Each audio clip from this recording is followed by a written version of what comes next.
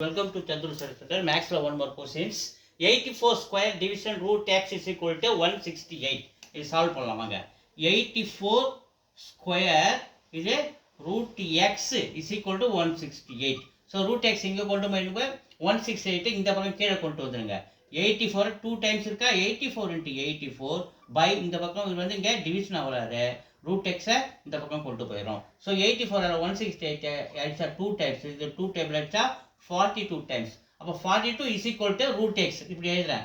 root x is equal to 42. ரெண்டு பக்கமும் square எடுக்கும்போது so root x whole square is equal to 42 square. So இந்த square இந்த root cancel ஆயிடுச்சுன்னா அப்போ x is equal to 42 square. So 42 நம்ம 2 times multiply பண்ணோம்னா நமக்கு என்ன கிடைக்குது 1764 கிடைக்கும். அப்போ D is the answer. Videos தொடர்ந்து பாருங்க, சப்போர்ட் பண்ணுங்க, லைக் பண்ணுங்க, சப்ஸ்கிரைப் பண்ணுங்க. தேங்க்யூ.